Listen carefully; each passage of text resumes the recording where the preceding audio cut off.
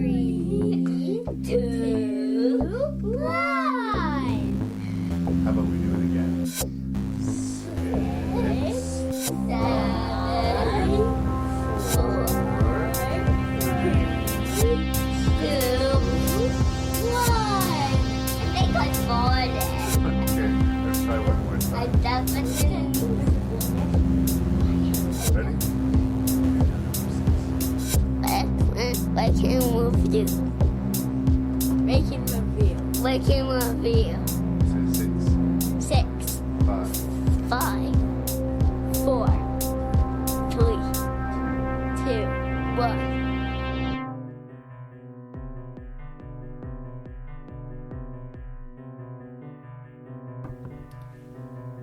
Welcome to the very special first of 2 parts in this Rank and Review edition studying the Halloween franchise.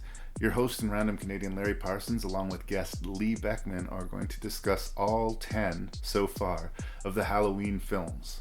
That includes the 2 Rob Zombie remakes and the 8 original franchise installments. So we got a lot of material to cover and it's going to go over 2 episodes and I really hope you guys are going to enjoy it. As usual, you are going to find coarse language and you are going to find spoilers this episode. I hope that doesn't wreck the meal for you though. Once again, we come together to discuss a masked silent killer. And once again, Lee Beckman and I have a blast doing it. Seek out Rank and Review at rankandreview.ca. I have an alphabetical list of all the movies that we've reviewed on the podcast and the backlog of all of the episodes there. You can find the show on Facebook and on iTunes. And if you threw me a like on Facebook or a like and a review on iTunes, it's so helpful in getting new listeners to the show. Thank you so much for tuning in for this episode of Rank and Review.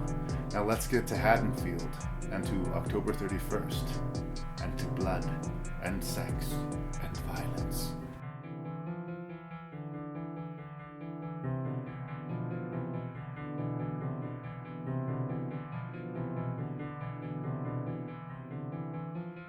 So I'm sitting in my filthy garage with Rank and Review's most frequent guest and collaborator, Lee Beckman. Hello, hello. Thank you for joining me yet again for the podcast. We're going to talk about Halloween.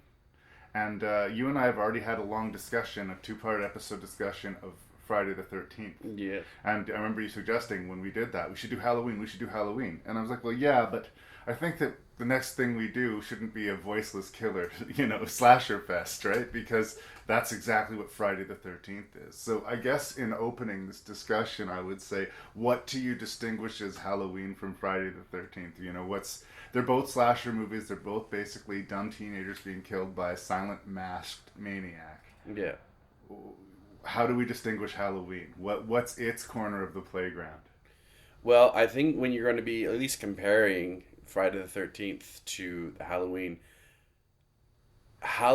really tries to take itself seriously throughout the series. It rarely goes off the sort of black comedy or at least comedic elements that Friday the 13th embraces. I'd say about the halfway mark of the series, or maybe over the halfway mark. It doesn't wink at you particularly, and it's not usually trying to be funny on purpose. Exactly. Yes. There you go. Well said, my friend. And I guess, Friday the 13th and especially Nightmare on Elm Street are definitely guilty of doing that. Yeah. There is a lot of wink, wink, nudge, nudge.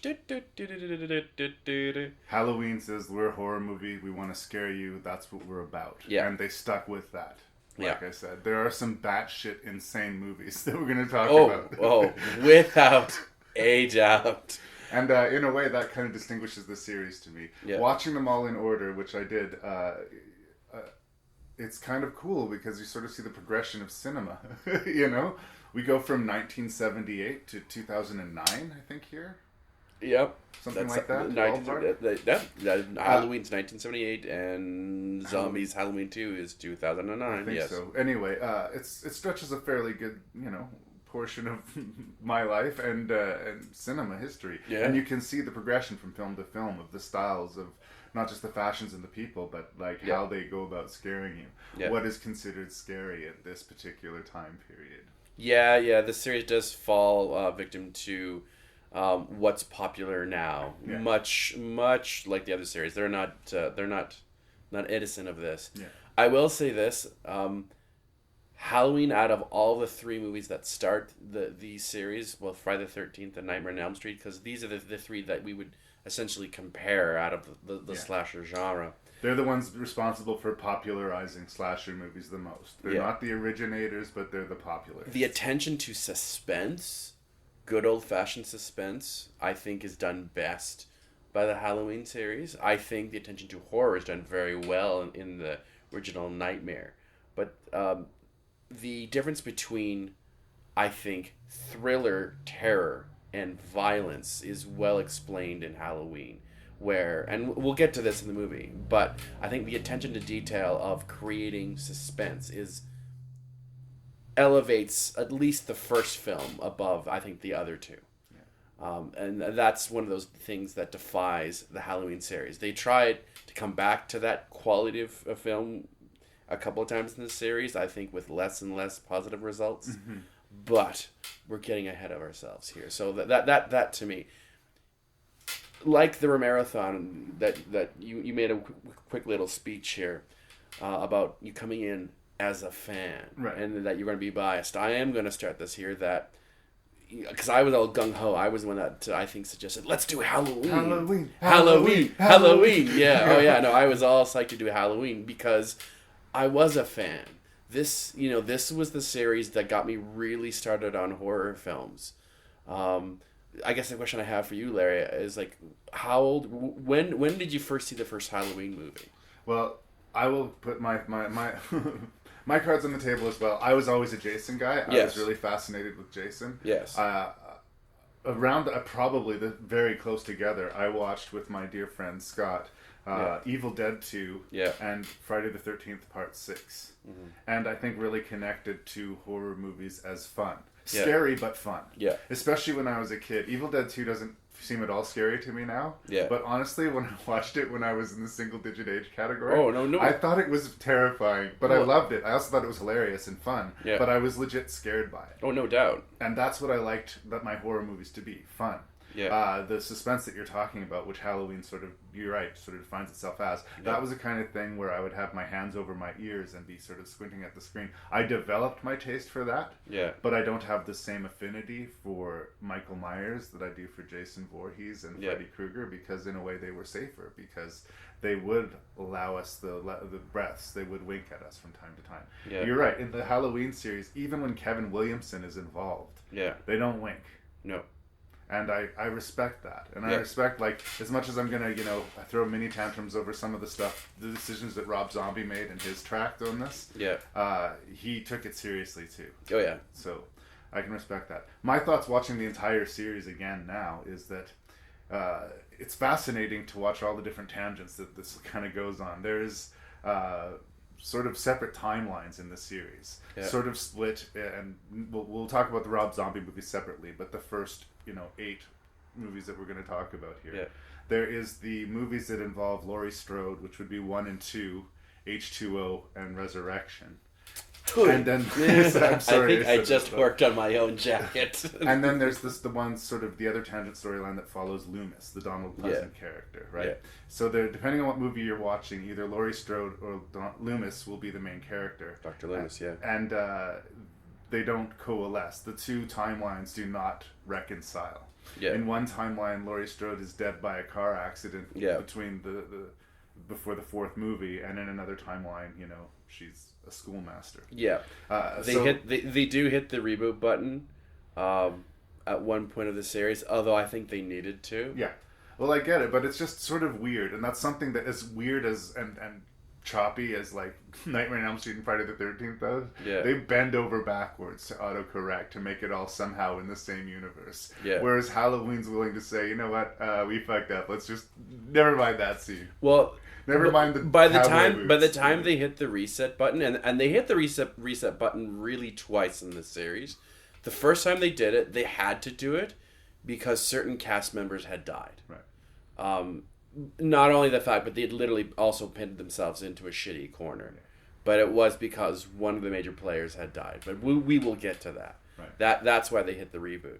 I guess another question I have for you, and I don't want you to answer this right now because I want you to think about it as we go through the series of movies. Mustafa Akkad, Right. friend or foe To the Halloween. to the Michael Myers series? Right. Well, that is a good discussion. I think that's why I thought it would be a good time to do the Halloween now. Yeah. I'm sure that we're going to see Michael Myers again. Absolutely. We've come close, actually. They had a cool script, which I read snippets of online, called Halloween Returns, which kind of sounded like a cool idea, having it placed in a psych ward where they've kidnapped Michael Myers, and surprise, surprise, he gets released on Halloween and literally chases the people throughout the psych ward throughout the entire picture. But the rights have changed. It's no longer Dimension, the Weinsteins, Mustafa Akkad. Which is not a bad thing, is though. gone. Whoever takes it next is going to have it in their own sort of thing. So what we're looking at is sort of a nice good first installment. Yeah. Whether it becomes a TV show, John Carpenter has famously said recently that if you want to do horror, you have to go to television now. Yeah. Whether it be a TV show or another series of movies or whatever it's going to be, there will be more. But I think that a new era of Halloween is about to begin, I guess what I'm trying to say. That whatever it is, a TV show or another series of movies, it'll be a new era for Halloween. So it seemed appropriate that we do this now. Okay. You're right. Whether he was good or bad, we can save that conversation for afterwards. Yeah. The one other thing I want to say before we get in, and we should probably get into these Halloween movies, is I noticed a weird little pattern. I don't know if you'll agree or disagree. But in this original section of movies, we have the first two movies. One sort of echoes the other. They're very obviously connected, and one is clearly better than the other. And then it's followed by a complete wild card, batshit crazy thing, right? Those are the first three movies. Following that, the next three movies, I would argue, follow the same trajectory. There are two movies that are kind of mirror images of each other, but I would say one is decidedly better than the other. Then it gets batshit. Followed by another episode that is batshit crazy. Yeah. Then we have in two movies basically the same thing. Instead of in three movies, it happens in two. We have H2O and Resurrection. Yes. Which are mirror movies of each other, but one of them's good and the other is batshit. Yeah. And the same thing happens with the Rob Zombie movies. Yeah. I mean, good might be pushing it. Enjoyable and crazy, maybe. It would be how I would say. I would almost agree with you with the pattern because it is interesting. But when we get to the zombie ones, I'll be curious to see what we talk about because I've kind of come around on one of them. Yeah. It'll be interesting to talk about the zombie Halloweens because they are a complex beast, and I don't want to say anything else, but it's an interesting analogy. I think the pattern is you're almost right there. You've got something. I will say this, but getting back to earlier, I am going to be biased and coming in as a fan of the series. I was the kind of person that read all these Halloween websites and was very excited when an H2O was coming. I knew like years in advance that they were being made and. And Carpenter at one point was going to be set to do H2O, and I was like, I was the kid that ran to the 7-Eleven and got the Fangora and read it ruthlessly whenever there was Michael Myers on the cover. Right. There is even Halloween literature that I got from the library at one point. So this is your Romero Dead series in a lot of ways. But, I used to hold this series in higher regard than the Friday the 13th series. Right. Not so sure anymore. Upon rewatching them, which one you enjoy them? Uh-huh. Well, you'll always have your love of it from youth. But yeah. I find that Friday the 13th's more rewatchable. I don't know, they move faster, and because they don't rely necessarily on the long, slow walks down the hallways, they don't feel as necessarily repetitive. They are very repetitive, but for some reason we don't feel it. Well, that's one thing that I think really hurts this series overall. I mean, both have a repetitive nature to them. They're slasher films. And they have the same sort of staples that the sex, the nudity, the drugs, and mass killer violence. That's why we're here. Let's be honest. Yes. I don't know. There's something about how Friday the 13th embraces the lunacy about the halfway point, where Halloween only really realizes its fun nature by the time Kevin Williamson gets a hold of it. and it's really a one-off, really. But to discuss, shall we go forth into the breach, dear friend? Let us step into the wonderful, magnificent, and insane world of Halloween. 15 years ago, I met this 6-year-old child with this blank, pale, emotionless face, the blackest eyes, the devil's eyes. Hello, darkness, my old friend. I'm babysitting the Doyles. The Wallaces leave at 7. Come to talk with you again. What about the boogeyman? The boogeyman is coming. There's no such thing. Halloween night, it's when people play tricks on each other. It's all make-believe. The boogeyman can only come out on Halloween night, right? Right. Well, I'm here tonight. I'm not about to let anything happen to you. Promise? Promise. You know, it's Halloween. I guess everyone's entitled to one good scare, huh? He's been here once. He's on his way. Tonight. Families, children, all lined up in rows up and down these streets. You're telling me they're lined up for a slaughterhouse? Death has come to your little town, Sheriff. So I've reviewed Halloween before. I've Yep. reviewed John Carpenter's Halloween before, and I'm ranked at number 1 in our list of slasher cinema history. As well which as you should. had movies like Psycho and Friday the 13th and Nightmare on Elm Street on it. So, I mean, I think that the cat's out of the bag that I'm a huge fan of John Carpenter's Halloween. I'm But into that, one of the brother. benefits of being able to review it again is that I can correct a couple of things that I said Okay. in the original review. Okay. I didn't have my notes in front of me like I never do because I'm not professional. But this movie cost about $350,000 to make. Yes. And until 1999, when the Blair Witch Project came out, it was, considering the cost to profit ratio, It was the the most profitable film Yes. ever. Yes. So that's a really interesting and high watermark. I had my numbers wrong in the original review. Okay. The other thing that I said in the original review is that I respected the fact that the kids in the movie weren't stupid. They didn't do stupid horror movie things. And they do stupid horror movie things. What I was referring to was the fact that they didn't know Michael Myers was out there. Most of the people who die in this first Halloween movie have no fucking idea who Michael Myers is until he is killing them. Yeah. So it's not that, yeah, of course Laurie Strode does the stupid thing and throws the knife down and doesn't leave the room immediately. Those horror tropes exist. Yeah. What I mean is, for the most part, this group of kids aren't... Yeah, no, well, the other thing you have to keep in mind is that these kids have grown up in a sleepy small town, and there's a difference between kids growing up in an urban setting and then in a rural setting, because it's a community where everyone knows each other.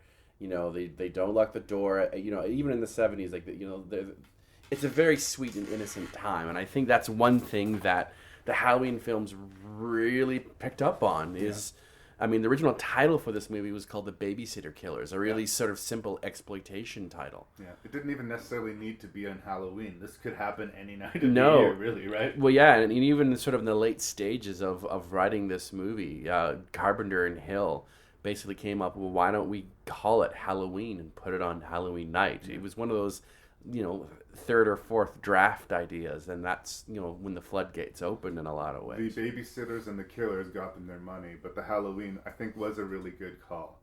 Babysitter Killers, I don't think would hit and be as memorable. Like, No. Halloween just has a lot associated with it. We don't know exactly what we're getting, but this is going to be a horror movie. Well, and the fact that it was called Halloween and took place on Halloween night is essentially what got Mustafa Akkad. I hope I'm saying that name correctly. I feel idiotic if I'm getting it wrong. That's what brought him in, really. Is he like, oh, well, it's a horror movie on Halloween night. Brilliant! Yeah.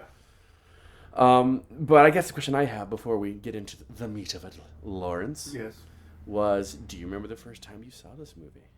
I would have been quite young. I couldn't give you the date and time. It would have been on VHS, of course. Yeah.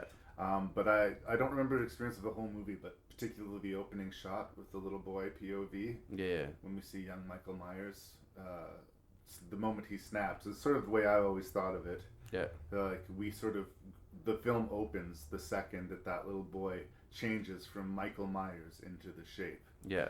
And that, just the shot of the mask coming off the little kid and the revelation that this violence was dealt out by a little boy who was a little bit younger than I was when I was watching the movie, because I watched this way too young. Yep.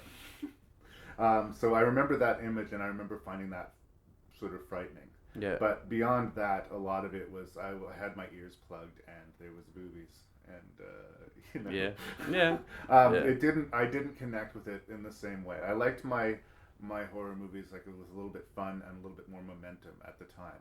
Yeah. I grew to sort of appreciate this flavor of horror. Well, for me, this next to Jaws, this is the second movie that really taught me the notion of fear, at least when it came to the fictitious, where here was a product, a movie that I completely got engrossed in and was terrified. You gotta rewind back to Halloween night. A 10, I think maybe 10, 11-year-old Lee went across the street because he had some friends, and we'd gone trick-or-treating with our mutual friends, and then we all went back to his house. We ate, of course, way too much candy, eating our spoils, and his mom said, "Hey, I got a movie for you kids," and Reese is like, "Oh, yeah," and he had already seen it, and put on Halloween, and for the next 90 minutes, we were thoroughly engrossed. Yeah. It was a perfect Halloween night. It was warm.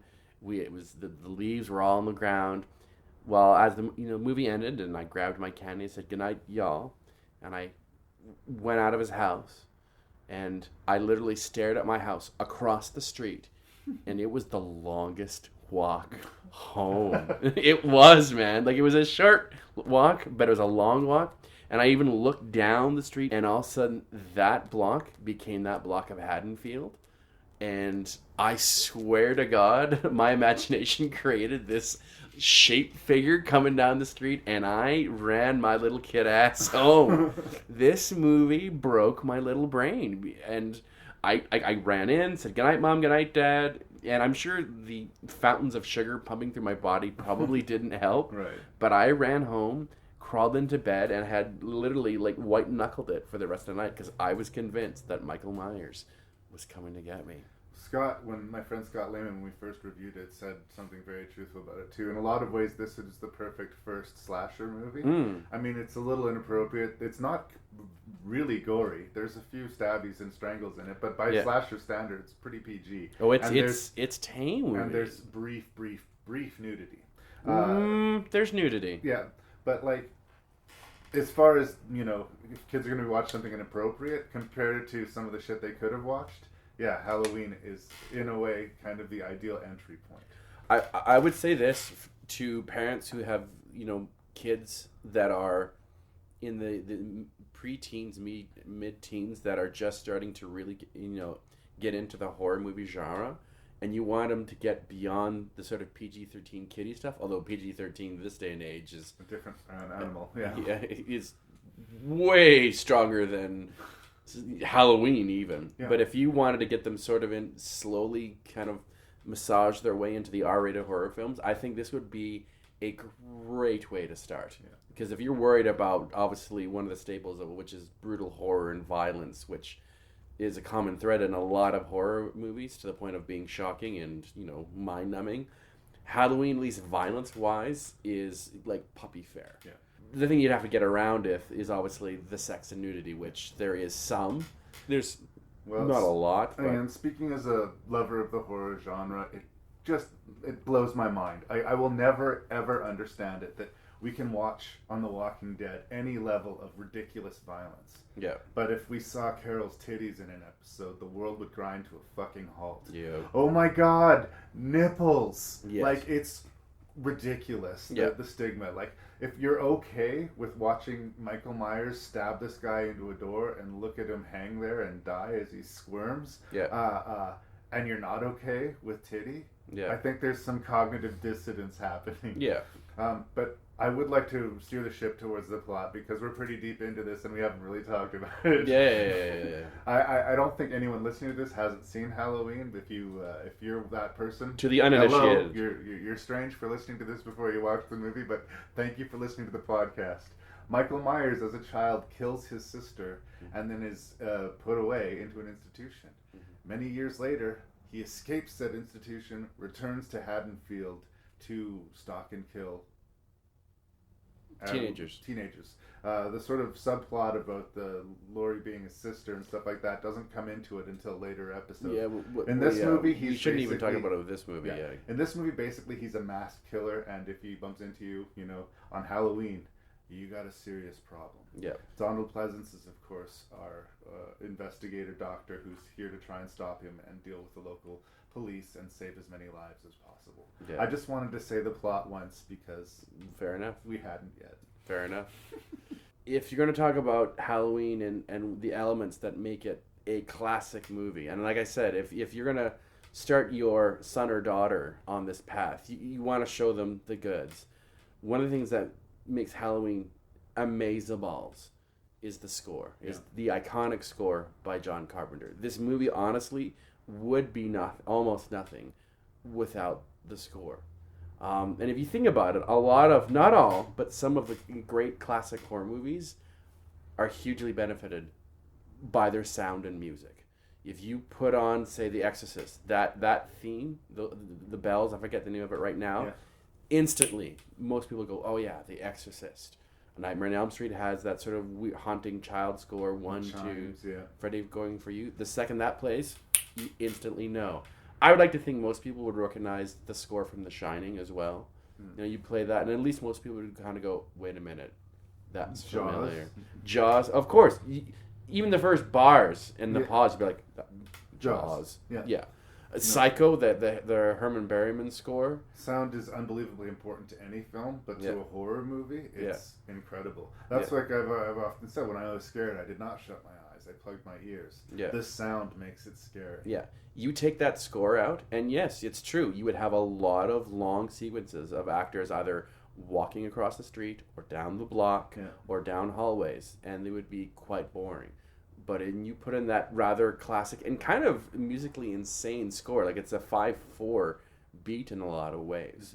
That do do do do do, and all of a sudden there's something primal about it that is just haunting and terrifying and unnerving, and it's I think one of the reasons why this film is in the American Library, Congress Library. Like, this film is now going to be preserved and saved throughout time. I don't think Friday the 13th is in there. I don't think Nightmare on Elm Street is there, at least not yet. But Halloween is put there and will be saved until we are as a species wiped off the face of the earth. And I'm into that. Another thing that I think Halloween gets incredibly right is the difference between suspense and splatter. Because right off the bat, Friday the 13th is a splatter film. And what I mean by a splatter film is there's a focus on the blood and the gore and the violence. And Nightmare on Elm Street is the same way. Nothing against that. I love me a good splatter film. But this is a suspense film. It has violence, but the violence is different. And I give you, that infamous scene in where Laurie Strode is trapped inside of the closet and Michael basically starts breaking through. There's not, quote-unquote, blood and violence, although Michael does get stabbed in the eye by a coat hanger.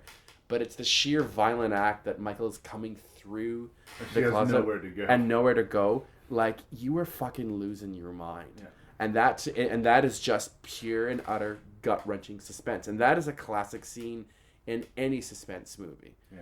I think the other sequence where, and this is after Laurie Strode has discovered her friend's murdered across the house in the street, and she escapes and she's been wounded and she limps next door and basically is not helped by the neighbors, and then she limps her way back to the house where she's been babysitting, and Michael all of a sudden has that very intense walk. Amen, Mr. Nick Castle, by the way, who plays the Shape, and we'll get to Nick Castle later as well. And she's banging on the door. Like, I have seen Halloween so many times I've lost count. Like, I honestly don't know how much I've seen this movie. It's one of the 3 movies where I don't know how, I think maybe 4, that I've seen it so many times I don't know how many times I've seen it. Every single time I see that sequence and she's banging on the door, it's still, and even now talking about it, provides me chills. Like, I still go, and Get this in time, the house. and this time, and I think this is also because I've seen it now as a father. The first thought that went through my head is, you idiot. You are running back to the house where there's 2 young kids sleeping in the bed.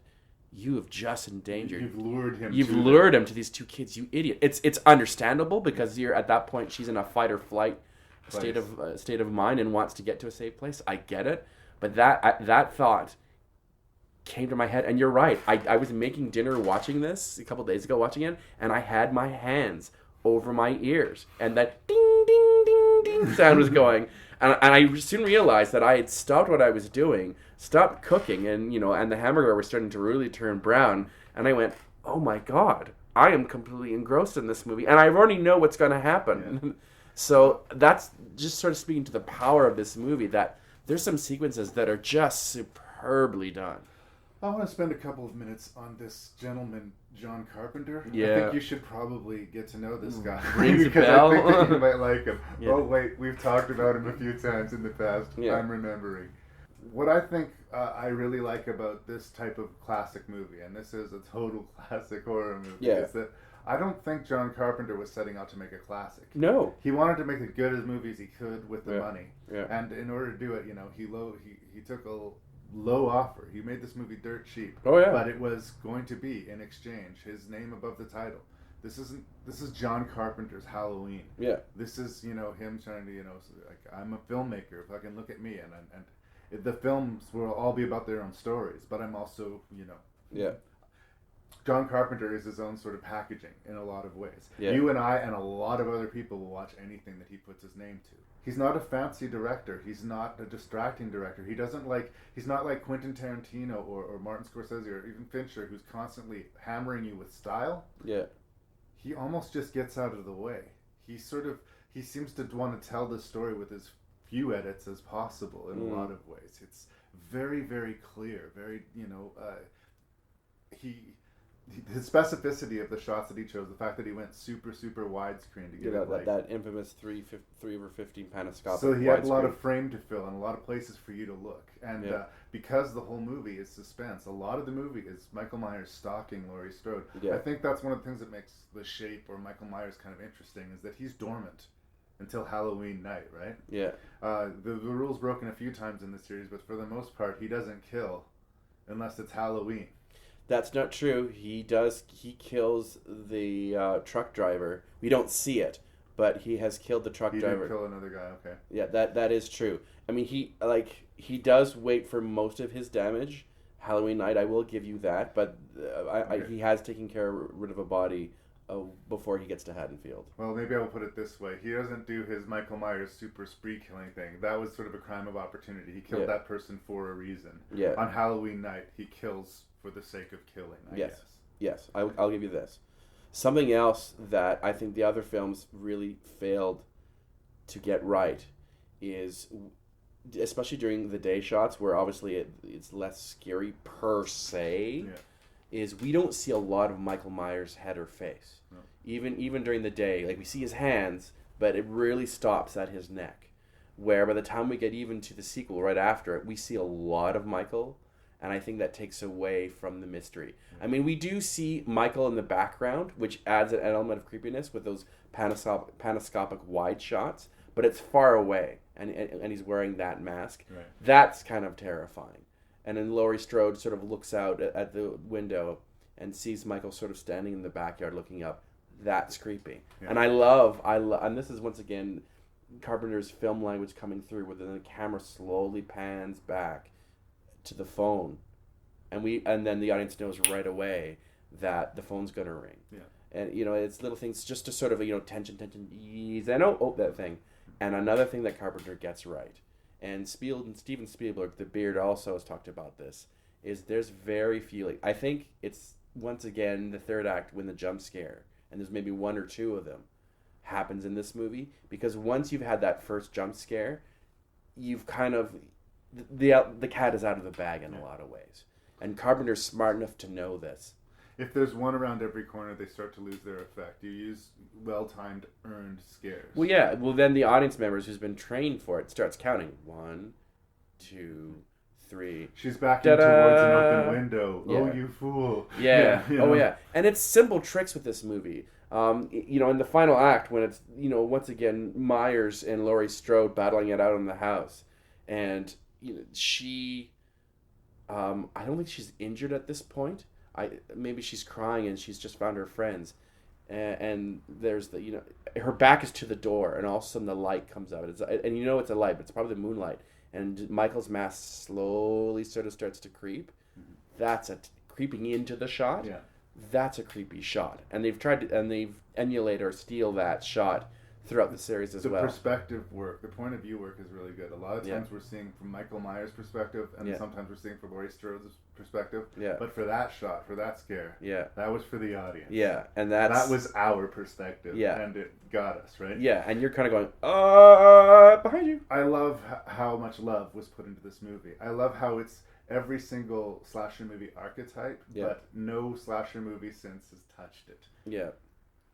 I do think, though, like, as much credit that John Carpenter gets, and deservedly so, I think a huge shout-out has to go to Deborah Hill. Yeah. I mean, she is the other half, the other creative force of this movie. And even though she's gotten recognition, she's since passed on. Yeah. But she was a pioneer, not only as producers, but for women in a very male-dominated field. Her and Gail Ann Hurd really led the charge. And I think that she also, because she co-wrote the screenplay. 1 and 2. She understood the girls, the babysitters. Yeah. I think if a dude had written the babysitters, they wouldn't have felt quite as real and genuine. Yeah. The relationship between the girls and their parents all seemed just right. Yeah. And I don't know if John Carpenter's a decent writer, but I don't think by himself he would have quite got there. Yeah. I think Laurie Strode would have been a different, more basic, badass hero, closer to a Snake Plissken, right? Yeah. In this, like, she is fragile and strong simultaneously, and it's a fine line to walk. Looking at her own filmography, because she co-wrote with him Halloween 1 and 2, The Fog, Escape from New York, L.A., I think that might be it. If you take those films out of his own filmography, he didn't write the same place. Yeah, different place. He didn't write The Thing. That was Lancaster. I kind of think Deborah Hill had a huge, not only creative impact, but they were romantic at one point during the making of this film. Deborah Hill had a huge imprint on John Carpenter, and looking at her doesn't come up as often as and it really, really should. Even looking at the body of her own work, when they separated, she produced The Fisher King, which is amazing. She was one of the first female producers ever working for Walt Disney. Adventures in Babysitting, Gross Anatomy, which was not a good movie, but whatever. The last film she produced was World Trade Center, an Oliver Stone film. I mean, this woman was a creative force, and I really do think she's not... I mean, she got her credit, but I think when you talk about Halloween, it's all about John Carpenter and Jamie Lee Curtis and Donald Pleasance. I really do think Deborah Hill needs a bigger shout-out, because she helped create this universe. She helped actually create Michael Myers. She was responsible for the scenes with the girls, and they are believable.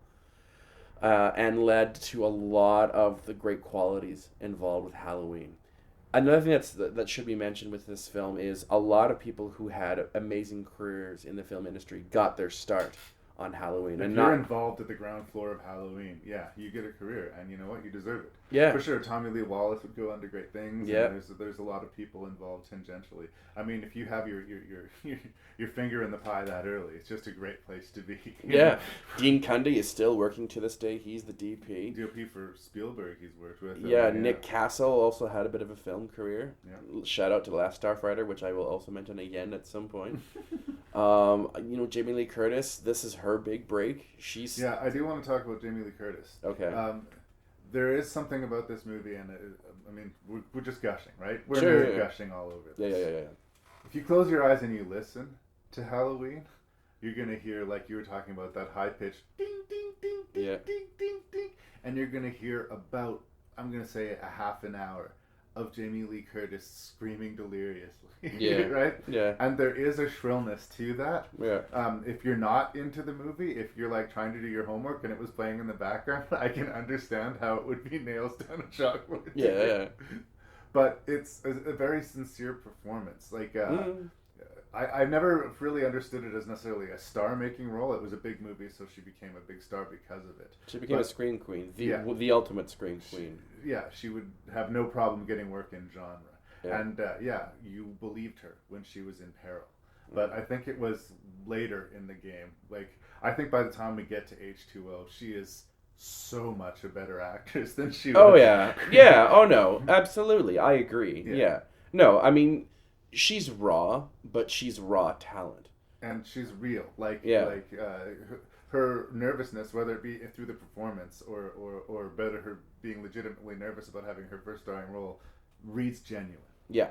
No, it's good. You can tell the difference between, say, the performance of Jamie Lee Curtis and then Donald Pleasance. Yeah. I mean, here Pleasance, who is totally respectful of the material, he's almost got this sort of classical theater classically trained vibe to him in a lot of ways, which in its own way makes it somewhat melodramatic. Well, this was far from the man's first rodeo, right? Yeah, This was like, I'm sure at the time, a paycheck performance. Yeah. That said, you're going to pay the money to get Donald Pleasance. Yeah. Donald Pleasance was going to give you your fucking money's worth. Exactly. He's not here to phone it in. Yeah. Even if he doesn't like your script, he's going to do everything he can to sell it. Yeah. And he has, I think, some pretty heavy-handed dialogue. Oh, no. It gets even heavier as we go through the Oh, series. but even by the second one, he has to choke down some tough lines. Yeah. But, usually I'm on board. There's a couple times that, and I'll talk about when they happen, where, even he seems a little embarrassed by the lines, but not yet. In this movie, he's very sincere. Yeah. And I think the success sort of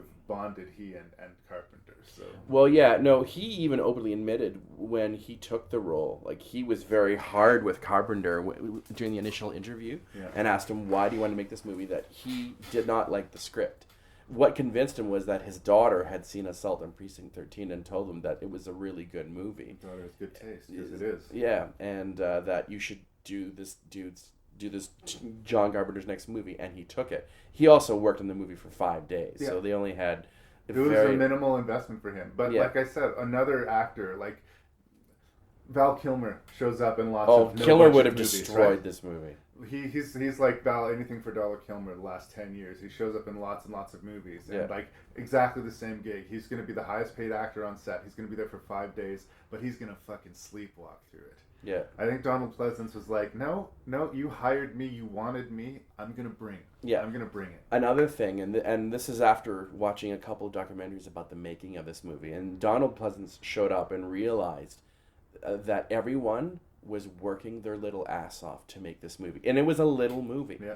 Everyone, from, the prop masters to the set designers to the gophers, even the lead actors like PJ Souls, Jamie Lee Curtis, they would help bring the camera, the boom mics, everything to the next shooting scene. Yeah. And it was honestly a little community. Family that were literally sleeping on the porches of houses that took over this town and made the little movie that could. And I do think that sort of built a little favor factory. You helped me out to make Halloween, and now I'm John Carpenter. Yeah. So now, if you need a favor from John Carpenter, you fucking got it. Yeah. And that's a nice place to be in. Right? Yeah, no. And nobody did it because they thought, then John Carpenter will owe me something.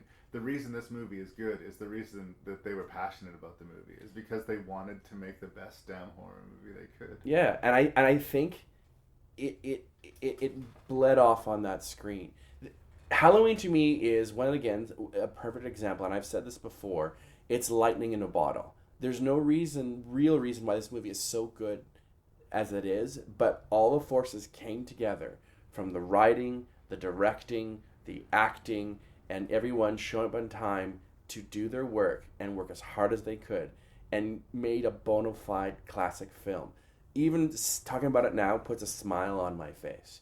And it's one of the best horror films ever made. I shot him 6 times. I shot him in the heart. The man, he's not human. Universal Pictures presents Halloween 2. More of the night he came home. Who is it? There was nothing within him, neither conscience nor reason, that wasn't even remotely human. Some kind of a joke? I've been trick-or-treated to death tonight. You don't know what death is. So what I like about Halloween 2, jumping right into things, Yeah. I like sequels that are immediate sequels. Yeah. Like this movie, although it was 2 years later, almost, I think. 78 was Halloween, and 81 is So almost Halloween 3 2. by the time it came out, yeah. Even though years have passed between the movies being made, it's set the same night. Laurie Strode is taken to the hospital. Yeah. Michael Myers is still at large. Yeah. Loomis and the sheriff are still looking for him. Yeah. And there's a lot of interesting things that they can exploit in this, like upon watching it again. For instance, the sheriff doesn't realize at this point at the beginning of the movie that his daughter has been murdered. Yep.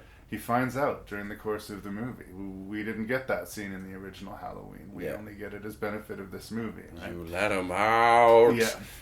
It's how the execution we can talk about, but it's a scene, that we would have imagined obviously was going to happen. Yeah. Oh yeah, no. And in a way they were painted into this corner because of my thing, like Michael Myers is psycho on Halloween. He's still out, he's still at large. Yeah. So that's the good. I kind of like that. I mean, it has its own advantages and disadvantages, but I like that approach. Jamie Lee Curtis had her haircut super short, which was popular 80s style. Yeah, she's clearly wearing a wig. Yeah, she's going through a bad girl phase, and she's wearing a wig fairly obviously through portions of this movie. Some shots it seems to be better than others, but some of them are pretty bad. Yeah, it's like, okay. And there are a few flaws that just jump out in a way that nothing approaches that in the first movie. Yeah. But I will say it is a very respectful sequel. I will say, obviously, I think it benefits from the fact that Carpenter had a hand in the screenplay. He's also a ghost director on this movie. Yeah. There was some good, well done sequences.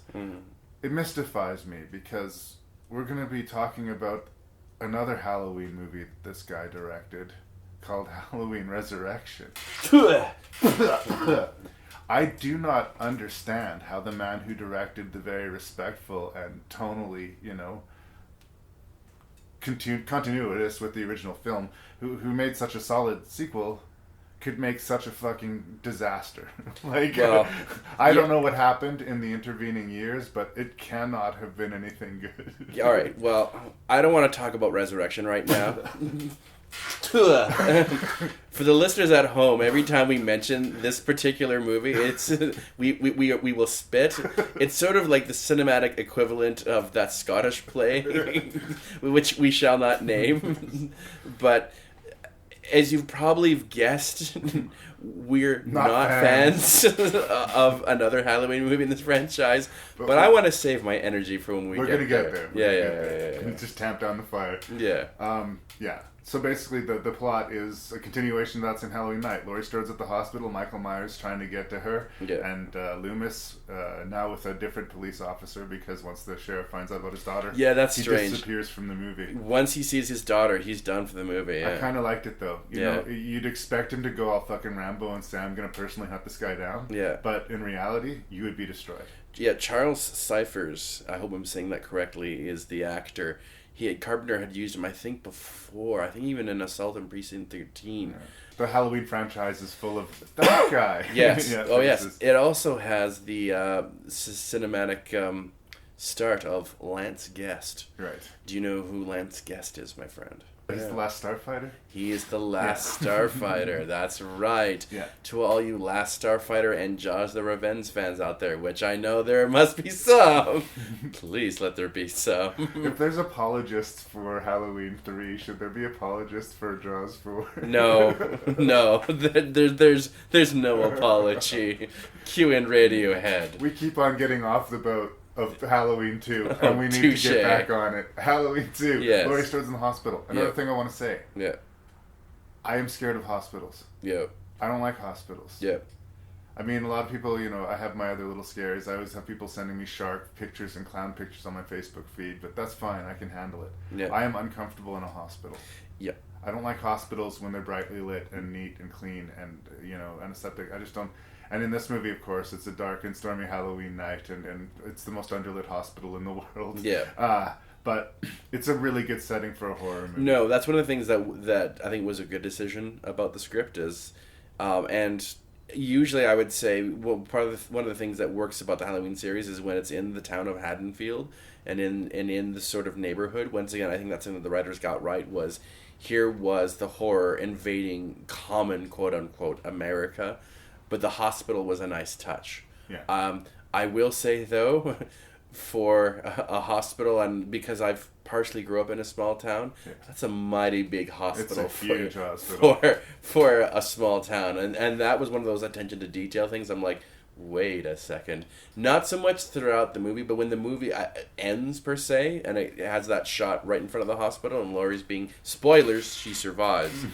When Laurie Strode is being taken out on the stretcher into the ambulance, that hospital is huge. It's massive. And I'm like, there's no way there would be that big of a hospital. But, that's one of those attention to detail things. So I think it's an okay movie. I think it's an okay movie. Yeah. I can't get too enthused about it. There's the scene that happens almost right away in the movie. Yeah. I think it's the first shot. Donald Pleasant runs out to the front yard to look at the spot in the lawn where Michael Myers' corpse should be. Yeah. And he'd already seen that the guy was gone. And there's that line. And he has that line, you don't know what death is. Yeah. And then he runs. And there's something about the way he runs. It's like he can't wait to get out of the shot. It's not the urgency of the run that he needs to go chase down Michael Myers. That he's ashamed of the line that he just fucking delivered. Yeah, he's got to choke down some pretty stanky lines. That's one of the few times movie. where the mask slips for me with Donald Pleasance, because I do have a lot of respect for that dude, right? But you know what? He brought it. I like he did the best he could with some of those lines. Like even some of his exposition lines that are just clear repetition from the first movie. But it was heavy-handed in the first movie. Yeah. It's taken up a notch here. Oh God, yeah, and it's really said over and over a couple of times. Like he gives that speech where he was my patient, but he became an obsession of mine, and I soon realized that there was nothing behind those eyes, just deep darkness. Whatever that line is in particular, he says that more than once to a different character. In this movie, and at that point you're like, yes, I get it. There was nothing. He was just this demon waiting to be unleashed. So he's got to choke those lines a couple of times. Of the Pleasance arc of movies, because like I said, he sort of has his Halloween movies after this, and then Laurie Strode comes back into her own Halloween movies later. I think this is the one where he's having the most time convincing me that he is afraid of Michael Myers. Yeah. And that's his real basic purpose in the movies, other than being a heroic figure and needing to rescue people at certain times. Yeah. He's the guy who says the ominous things about Michael Myers. You don't know what you're dealing with. This is a killing machine. Yeah. He is terrified, and he's trying to convince other people to be terrified, and that makes us terrified. Yeah. And of all the Halloween movies, that works the least here. What works for me is Michael Myers in the hospital. Yeah. The stuff with Loomis and the stuff outside of the hospital is not connecting. There's a hilarious and over-the-top car accident where a Michael Myers suspect, some kid who just happens to be wearing Do you know the who same that mask. kid is, though? Do tell me, Lee. It's Ben Tramer. Oh, right. Laurie Strode. So Crush. Crush that, of course, they don't ever meet. No, that's Ben Tramer who gets basically plowed over. He gets hit by a car, rammed into another car, and then both of the cars, because apparently they were made out of C4. Yes, I know, yes. But that's the whole, action cliche. And it slows down the investigation. They believe for a short period of time that Michael Myers is no more. So I understand it as a plot point. I think it could have been better executed. But I do like the fact that they added that scene because, and one thing that this script touched about, and it's expanded more in number 4, is that the effect that Myers has on the Haddonfield community. Right. And the sheer terror he brought to it, that other people started making very terrible decisions. We see it in the militia in number 4, and I'll save it for then. But at this point, hysteria has kicked in, and it's just really dumb luck that Ben Tramer wears the exact same mask and is killed. But I think I like that little element of the script that we're getting, we're seeing a grander scope to the effect of that Michael has on this community. I like that about Halloween too. It's a little bit reflective too. I mean, and I hate to even nudge upon, real world horrors because, let's be fair, as much as this is a movie about death, it's not a real world sort of scenario we're talking about. If there is a shocking act of violence, if a bunch of teenagers gets killed in a neighborhood, there are very serious echoes and repercussions. And most horror movies wouldn't even take the time to acknowledge that. And so it's in the background, but the fact that it's present at all is kind of interesting. Yeah. Halloween 2 has one of those, awful footnotes in not only cinematic history, but history.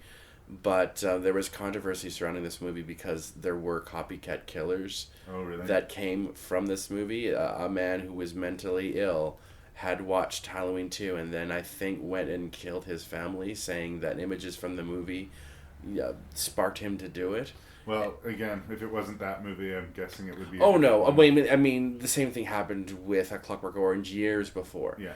This is one of the movies that really started to get Al Gore's wife, Tipper Gore, get the whole wheel going to try and stop not only heavy metal... Let's ruin horror movies for 15 years. Not only heavy metal, but, horror movies. And she mentioned it in one of her initial speeches, saying that this was a film that caused real people to die. Now, I don't want to get into an argument about how art can somehow influence already violent or very sick people, but that's one of those sort of awful footnotes with Halloween 2. Yeah. I didn't know there was a specific copycat to Halloween 2. Yeah. Well, in my long research, unfortunately, it's a sad footnote to the movie. What doesn't work with this movie, though, and once again, and I blame Carpenter for this because he did the extra shots, the reshoots, all the brutal violence that you see in this movie, including the burning of the face and the needle that causes, the epileptic seizure death. Yeah. What else? What other violent death? Oh, the slipping of the blood. Yeah. That's all Carpenter. In fact, I think any physical elements that he added to this movie are some of the weak points. There's that long walk that Michael Myers does. It's that long shot. It is sort of a nice shot, but at the same time, it takes me out of the movie with the kid with the ghetto blaster, and then Michael kind of bumps into Michael a little bit, and we follow Michael as he is walking through.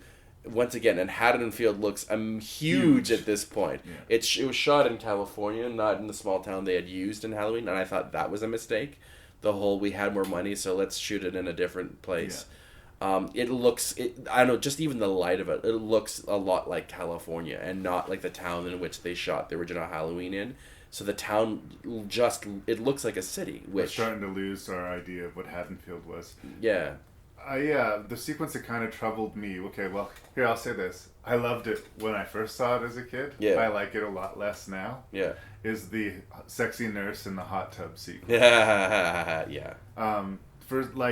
These are movies of archetypes, right? So we have the cheesy, not very nice boyfriend with a boner, just horn dogging his girl, finally convincing her to meet him for a hot tub fuck fest down in the basement. Yeah. And they get killed. Yeah. There's this whole big little mini movie out of this main movie. Leo Rossi was the horny ambulance boyfriend, by the way. Thank you. But there's something so perfunctory about the nudity. The way she reveals herself to the camera is like, and now titties, yes. Right? Yeah. And she's just changing to get into the hot tub or whatever. And the whole conceit that Michael Myers can turn a dial that will make the hot tub suddenly boil. Yeah. Literally, what's the point of that? Like, what is that fucking thing used for? Like, the whole sequence is nonsense. But I remember those titties from when I was a little kid watching that movie. So I really liked it then. Didn't like that scene watching it again now. It's the least credible murder sequence, and it's a big bite of the movie. They spent quite a bit of time with these two characters for some reason. Yeah. And the scene that I like is the scene you briefly mentioned when the last starfighter walks in the room and sees that this nurse has had this really bizarre kill where she's been strapped to a table and drained of blood, and she's got a tube coming out of her arm that's slowly draining her. She was basically laying on the table squirming while she slowly bled out. He doesn't see it. He walks into a dark room and she's just laying on a cot, and he walks into this huge puddle of blood, slips and cranks his head on the floor. And Yeah. I mean, it's weird. It's a strange scene. I wouldn't say it's scary, but I certainly haven't seen anything like it before or since. Yeah, no, well, the fact that I love the fact that, he literally dies by slipping on a pile of blood. He's so concussed, yeah. Yeah, I mean, he doesn't die right at that moment. We actually... He wanders out to the car. The joke pays off later in any ways, yeah. And causes more problems for Laurie Strode at that point. Yeah. But I do sort of like that scene where, he slips on a giant pool of blood and kills himself. He's out for a little while. Yeah, no, I do like it's that. It's just in a movie full of things that were not surprises, that surprised me. Yeah. We talked about they're girls in Halloween 2, but a lot of people do a lot of stupid things in this movie that does get kind of annoying. I mean, the security guard going through the place and... He gets scared by a fucking cat. Yeah, like... A cat jumps out in the fucking storage closet of the goddamn hospital. Yeah, and at that point... It made me think of the Steve Martin movie, The Man with Tubular Brains, where they're doing the surgery. Yeah. In the middle of surgery, he says, "Somebody get that cat out of here." Yeah. Why is there a cat in the hospital? It's just so fucking dumb. Right? Yeah, the cliches of the slasher genre are alive and well in this movie. And at that point, that's about our 4th or 5th jump scare. Yeah. So we're anticipating it. The audience members, once again, are going 1, 2, 3, and yeah. Well, generally speaking, if you throw a fake scare at me, I tend not to like it. That's like you're just wasting. It's a wasted moment of the movie. You're not telling a story. Yeah. But if you give me a wasted jump scare and you use a cat, go fuck yourself. Yeah. That's the easiest, cheapest, most tired cliche scare, even in 1981. Yeah. Come on, you guys. Try a little harder. Yeah. I do like the element at this point, because they are expanding the universe. The big twist of the movie, and I don't think I'm really spoiling it, because I think most fans know this, is that at this point... It's revealed. It's revealed that Laurie Strode is indeed, in fact, the sister of Michael Myers, and that has been his end game. Is to at least at this point is to finish off his lineage, killing his bloodline, and the real target is Laurie Strode. Yeah, that is a nice element. I do like the little dream sequences, although that is a tired cliche and motif as well. It kind of justifies all the stalking he does of Laurie in the first movie too. Yeah, because he didn't really stalk the other victims as much. Yeah, no, it's really all been about Laurie Strode and anyone who got in his way. Boom. Leading to the climax of the movie. So we should probably get moving along here. Something that I really like. I mean, it's going to end with Dr. Loomis and doing a selfless act and, sacrificing himself, supposedly, to stop this evil. But there's something really interesting in the final confrontation between Laurie and Mike Myers that should be really cheesy, but I find really, strange and good. Yeah. She shoots out the motherfucker's eyes. Yeah, that works. It's so strange. Like, when I say that to describe it, it seems like, what? Yeah. And she fires 2 shots and perfectly gets through both eye holes of the mask, and he starts bleeding these tears out of the mask. And then it's doing these blind swipes through the air. And it's completely off the charts insane. Like, we're in a whole, like, it was supernatural already, but, like, this is like, wow. Yeah, right? Well, yeah, your normal person wouldn't have been dead at this point, but no, it's Michael Myers. Michael Myers should have been dead several times over, but the fact that he took 2 shots to the face and is still trying to kill her is like, good lord, what are we going to do? Yeah. I really liked that. Yeah. And with this explosion that happens in the hospital, this is where the Donnie Darko tangent universes start to form in Halloween lore. Yeah. In one tangent universe, we follow Laurie Strode, and in another, we follow Dr. Loomis. Yeah. It's a mixed bag of a sequel, but in the sort of canon of Halloween movies, I think it's pretty strong. I think to sum up Halloween 2, and I do like the fact that it is the bookend of the night, and we talked about this once again in Halloween, that once again a group of people came together, made a family, and made a film where the filmmakers involved, even both Carpenter and Hale, were very honest about this after the film. I mean, it was a financial success, but they said this really was for the money. Yeah. We were asked, by Universal Pictures, who had the rights at this point, to go make a sequel, and we tried, but this was what he said. It was a 6-pack of beer every single day, trying to make a movie, and it shows. I mean, they had more money. They literally had like almost 4 times the budget making this. But I think in some ways that kind of hurt it a little bit. Halloween gave them credibility. Yeah. Halloween 2 gave them a bankroll. Yeah. And I think that's why Halloween is great and Halloween 2 is good. Yeah. It's passable. I mean, it is. It's as a slasher film, it is one of the stronger ones. It's a passable film, but it has this sort of tragic consequence of, following up one of the greatest thrillers of all time. You are never going to be as good. Yeah. It's really like Jaws 2 in a lot of ways, where I was going to say, I'm reminded of our review of Jaws 2. Yeah. No, I mean, it's good. There are some decisions that make me kind of go, but yeah, you can do worse. Happy, happy Halloween, Halloween, Halloween, happy, happy Halloween, silver shamrock. Happy, happy Halloween, Halloween, Halloween, happy, happy Halloween, silver shamrock. It's almost time, kids. The clock is ticking. Be in front of your TV sets for the Horror-thon. And remember the big giveaway at 9. Don't miss it. And don't forget to wear your masks. The clock is ticking. It's almost time. Happy, happy Halloween, Halloween, Halloween, happy, happy Halloween, silver shamrock. Happy, happy Halloween, Halloween, Halloween, happy, happy Halloween 3, Season of the Witch, to begin, is out of its goddamn mind. It is batshit insane. It's a crazy movie. Now, I think that there's a lot of hate that gets thrown at this movie because of the very deliberate lie that was sort of brought upon Halloween fans. In some of the initial trailers for this Halloween 3, they did nothing to tell you that this was not a Michael Myers Halloween movie. It's like, here comes Halloween 3, everybody. And initially, John Carpenter thought, well, let's get away from Michael Myers. Let's make this... We'll do another Halloween movie every year. Which is not a bad idea, per se. But we'll just do another horror movie from a new filmmaker, and it'll just be set on Halloween, and we'll make us some money. Yeah. And the conceit was fine, but by this point, people wanted Michael Myers. And by the time they were about to release the movie, they knew people wanted Michael Myers, so they outright kind of lied.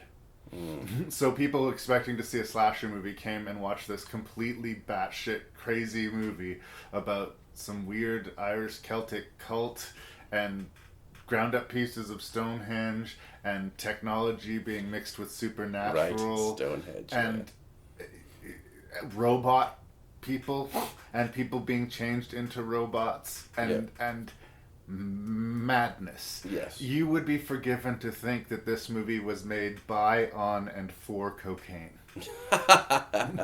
Like, wow. And in the middle of this, we have this 80s fixtures Tom Aikens, who I will always love because of Night of the Creeps. Thrill me.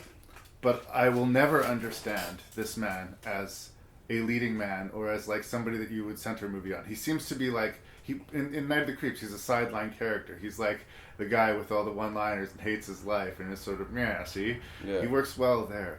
But as like a romantic leading man, he's a prick. He's not likable. And this is the same sort of thing happens when they use him in The Fog, too. Yeah. He's this grumpy, shitty, irritable, prone to violence dude who we are supposed to like for some reason. Yeah. Who gets mixed up in some craziness. Yeah. I don't know. It's different. I'll give it that. It's faint praise. We'll get to Tom. Why don't we start with Tom Atkins, or Aitkins, I think is how you pronounce it.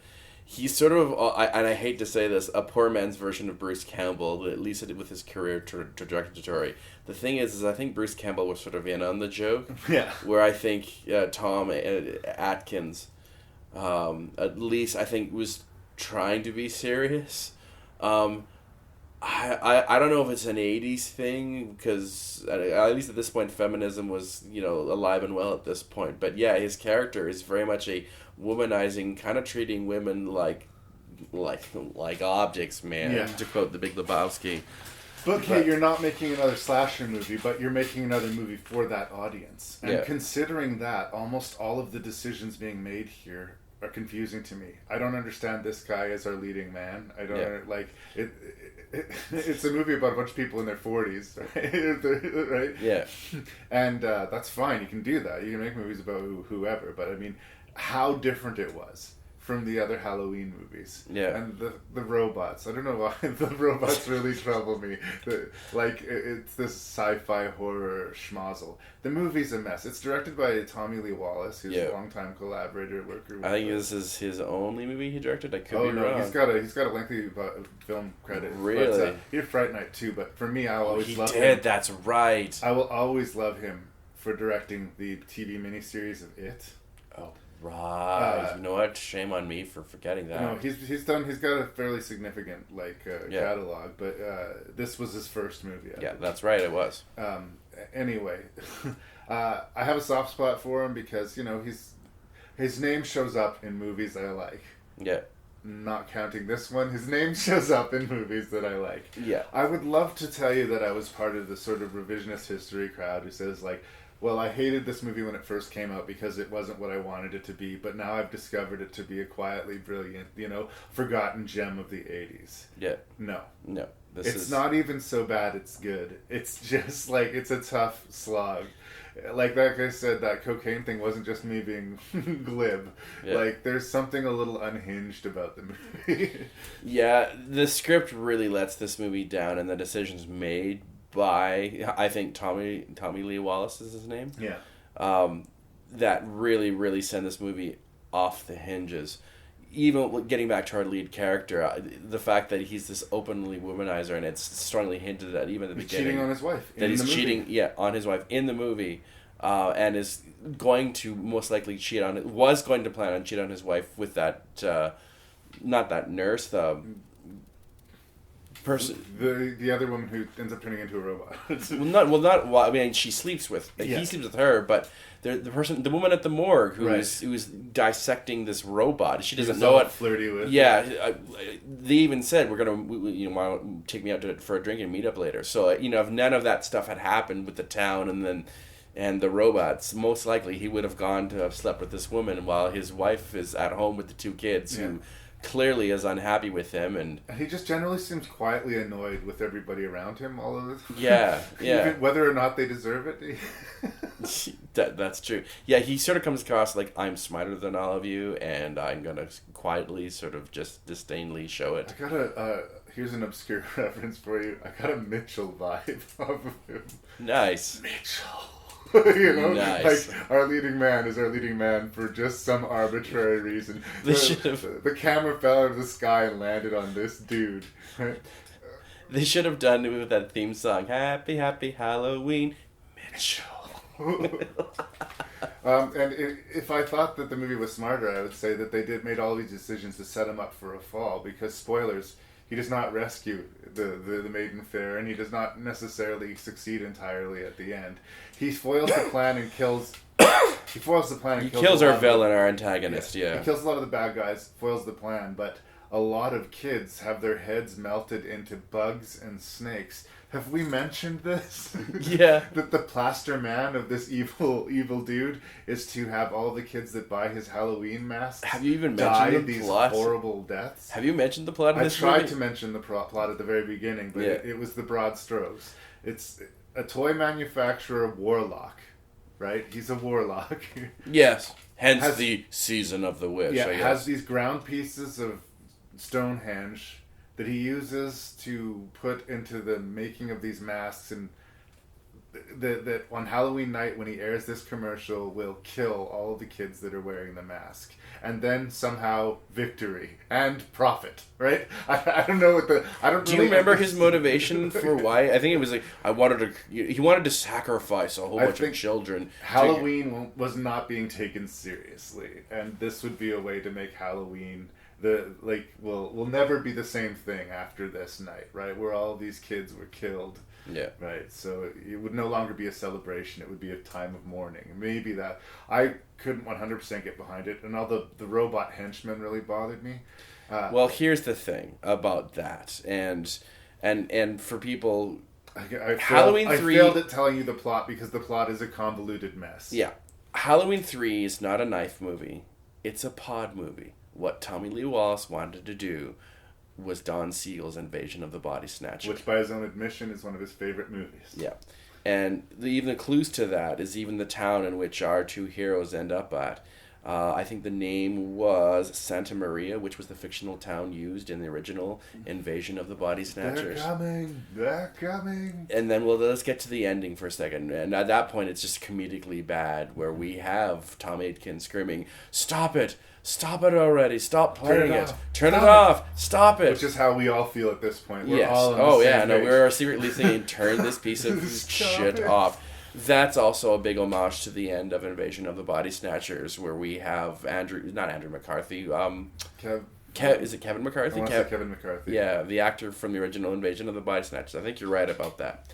The original actor from the Invasion of the Body Snatchers, for if people who have not seen that movie, is running in the streets, Warning in public. people. They're coming. They're coming. They've already taken over his entire town, and now they're on the way. So to now big there's shitty. that big homage. But yes, the robots, they're supposed to be pod people. The fact that people are being turned into robots, that's a big tip of the hand to Invasions of the Body Snatchers. And that's what Halloween 3 really is.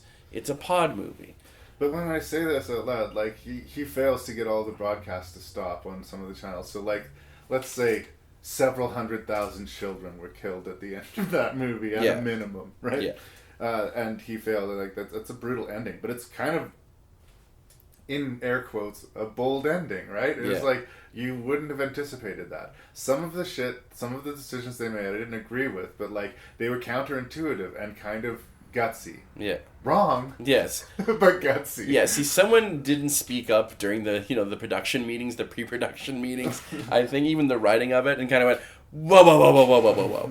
Whoa. Okay, first of all, I'll get to Stonehenge in a second, but I want to talk about the ending, that sort of twist where our heroine, who's the actor name escapes me, she's a robot.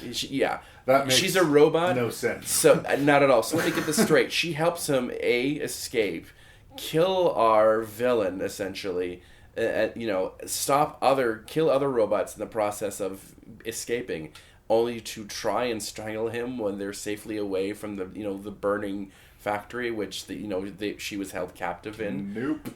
If I was a robot and supposed to stop our hero... They've been established as being incredibly strong. She could snap his neck like a toothpick, no problem. When they're up on the rafters or whatever, or at least, sort of flip him over and he falls to his death. Why wait until, basically everything is destroyed? And... If I cared more, I'd go back and see, was she switched at some point? But, I don't care enough to go back. But we're meant to think that when she's lying on the table with, all the straps, that she's a robot and she's basically sort of this Venus flytrap and waiting for her hero. But at that point, if that was true, why not, the second he turns his back when she's up, snap at the neck? That doesn't make sense. One thing, which was a good bad scene for me, counterbalanced with a really uncomfortable, awful sex scene going on, this sort of loudmouth woman in the next room starts fucking around with the tech on one of these masks and lasers herself in the face in a really sort of cheesy 80s effect.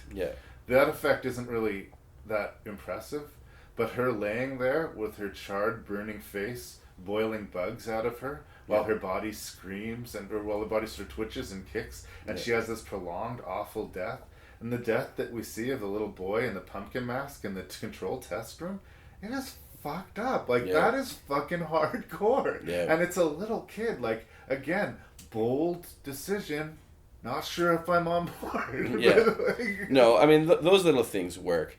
The other thing that I would have gone, whoa, is this doesn't work, is how in sweet Zeus's butthole would you have gotten to Stonehenge, literally lifted these, at least 3 pieces of boulder rock? Dude, he's a warlock. I answer warlock. Really? I would have paid to see that movie. Let it be Halloween 3, The Great Escape of Stonehenge, where these guys somehow drug the bodyguards guarding Stonehenge, have a giant cloth over this thing and somehow get it out of where is Stonehenge originally? Is it Greece? No, it's in England. It's in England, but somehow they managed to steal a big portion of Stonehenge and get it inside this small town in America. That is utterly insane. But it's not the only thing. No, and that's the sad thing. But it's one of those decisions where I'm like, what? and then it comes alive and fries the head and brain of our villain at some point. Yeah, at that point I'm like, no. I think that we've well expressed. Like, I'm going to end where I started. Yeah. This movie is out of its goddamn mind. Yeah. I can't even say good, bad, ugly. I mean, I don't recommend it. I don't apologize for it. I don't have this revised version of it. I'm not hard on it because it's not a Michael Myers movie. I'm hard on it because it's a hot mess. Yeah. And I could have the argument with you that it isn't, but I don't think you're going to convince me. No. 10 years ago, on the night of October 31st, a small Midwestern town fell victim to an escaped killer. Under the cover of darkness, he carried out the most horrifying mass murder on record. 16 people in cold blood. Ever since that night, no one has forgotten his name. And Halloween has never been the same.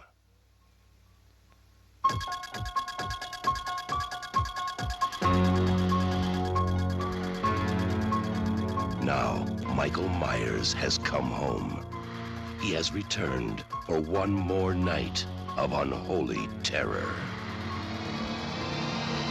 Michael!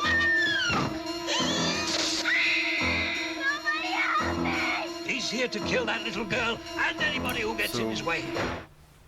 The movie we're talking about is actually in the 80s, but I want to talk briefly about back in the 1990s. It was a different world. We didn't live on Facebook and Twitter, and, Dennis Miller was still funny. And I remember watching a Saturday Night Live, and they were announcing the new Star Trek 6 at the time was coming out.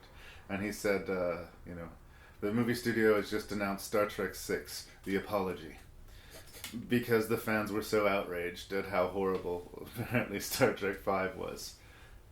Halloween 4, the return of Michael Myers, does some kind of feel to me like that. Halloween 4, The Apology. Oh, it is wide open. We see what we did wrong. We see that you're mad at us. I'm sorry. And we're here to deliver you the goods that we now understand that you come to expect from Halloween. Yeah. And I don't think it's an amazing movie by any stretch of the imagination. Yeah. But it knows that it's a Halloween movie, and it knows that, like, the fans want Michael Myers. Michael Myers is going to be front and center in this movie, right? Yeah. Like I said, this is the tangent universe in which we lose Laurie Strode and we follow Loomis. Yeah.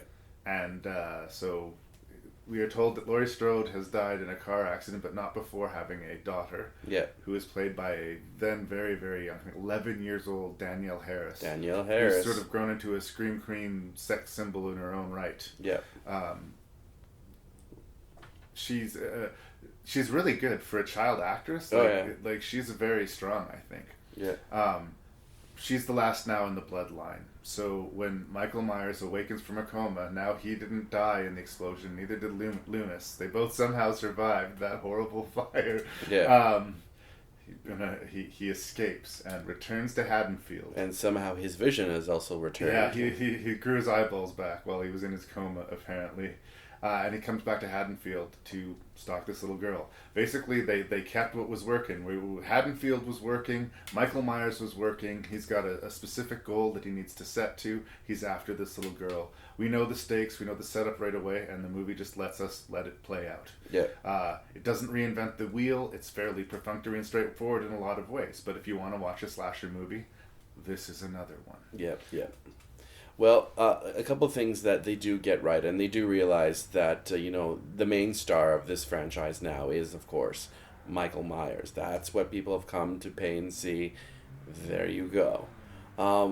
I do like the fact, and you can only really do this once, which hopefully, and I don't want to talk about Star Wars, but I will just for a second, that you can only do so many little homages and Easter eggs before it becomes old hat. I do like the Easter eggs in this movie. The fact that they bring it back to Haddonfield, although it is clearly shot in the summer. Yeah. And that one thing that did take me out of this movie is all the green leaves that are scattered throughout this movie, and yet on the ground is There's obviously brown. there's They're brown. trying, but yeah. Yeah, no, like just wait. I get the fact that there was a writer's strike. You want to get this movie released on Halloween time. Yeah.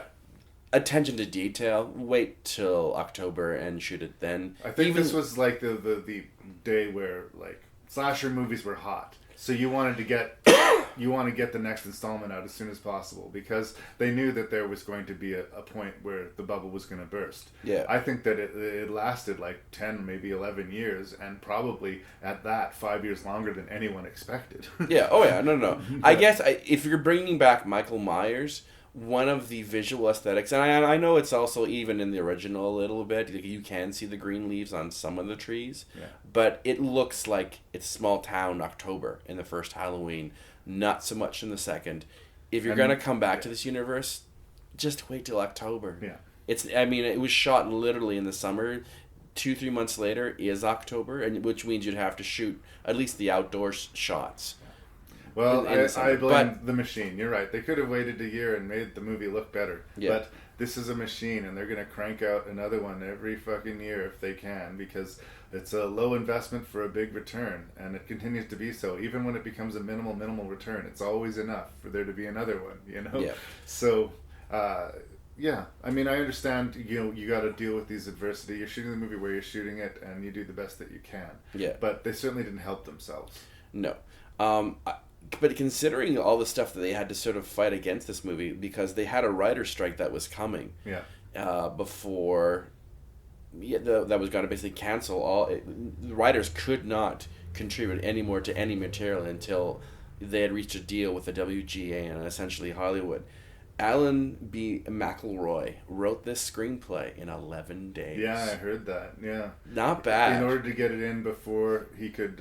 and he couldn't really tinker with it once he handed it in. No. It was basically one and done. And considering what he came up with, not that bad. Yeah. I mean, it's like not Pulitzer Prize winning material. They don't reinvent the wheel. But what I will say is that they really, really land it well. Yeah. This movie ends very strongly. I think. God, yeah. In a lot of ways, it's your pretty typical slasher movie with a better than average child actress in the center of it. Oh, yeah. I typically don't like horror movies where the main character is a little kid because I'm never really scared for them. Yeah. And I would say that is true here. At no point do I believe that Danielle Harris is going to die. It's hard for me to be really scared for her. But I think that she's a really good actress. And I like her. I like her a lot. I like her so much that the ending hurts. Yeah. Oh no, you kind of feel that sort of tragic pull. Spoilers, since we're going to essentially open those cans. Yeah. Basically at the end, surprise, Michael is defeated. And but the evil seems to have carried over to her. Yes.